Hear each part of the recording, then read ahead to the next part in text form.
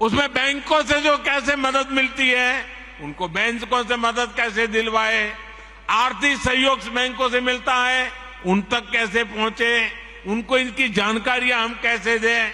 आप जानते हैं, केंद्र सरकार के प्रयासों से स्कूलों में ड्रॉप आउट रेट बहुत तेजी से कम होता जा रहा है, लेकिन फिर भी भाजपा कार्यकर्ता ये सोचे कि मैं जिस बूथ में काम करता हूं वहां कोई ड्रॉप आउट नहीं होगा, बेटा हो या बेटी 100% पढ़ेंगे, इसके लिए मैं काम करूंगा।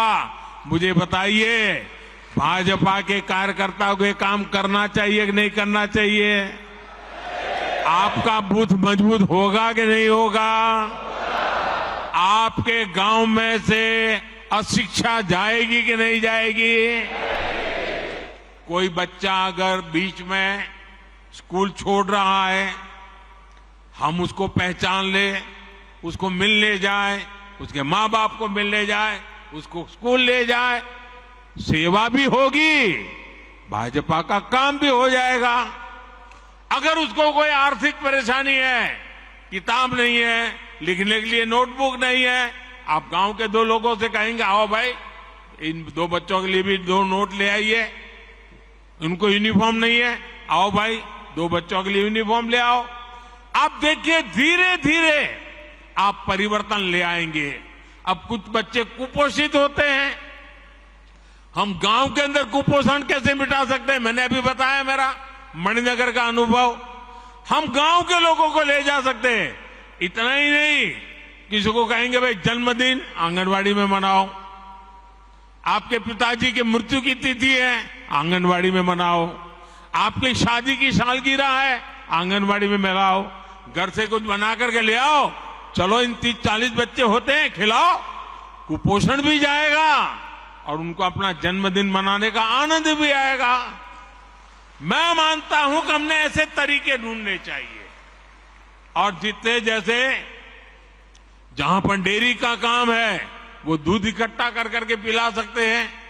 मैं समझता हूं कि यही तरीके होते हैं जिन तरीकों से हम बहुत तेजी से आगे बढ़ सकते हैं, और मैं मानता हूं इसका आदत लोगों को भी लगेगा, ऐसा नहीं है कि नहीं लगेगा। और इसलिए मेरा आग्रह है कि हम इन बातों को ज्यादा महत्व दें। अपने गांव के अंदर इसी प्रकार के काम को, अब जैसे अंकुरित मूंग होता है, अंकुरित चना होता है, अपने घर में करें 100 ग्राम, इतना अंकुरित हो जाएगा। आपने वहां बांट दिया आंगनवाड़ी में, आंगनवाड़ी के बच्चों का कुपोषण से लड़ाई लड़ने की ताकत आएगी, पोषण बढ़ेगा। देखिए, सरकार की योजनाओं से ज्यादा समाज की शक्ति जुड़ जाती है तो निश्चित परिणाम अवश्य मिलते हैं। और हम चाहते हैं कि 2047 भारत को विकसित बनाना है, तो ऐसी हर छोटी चीजों को, हर समस्या से हमें मुक्ति लेनी है। वो और मुक्ति हम लाएंगे तो हम परिणाम लाएंगे। आप जानते हैं कि देश में नई नेशनल एजुकेशन पॉलिसी बनी है, उसमें एक बात कही गई है कि बच्चों को प्रैक्टिकल नॉलेज, पढ़ाना कम, सीखना ज्यादा, टीचिंग नहीं लर्निंग।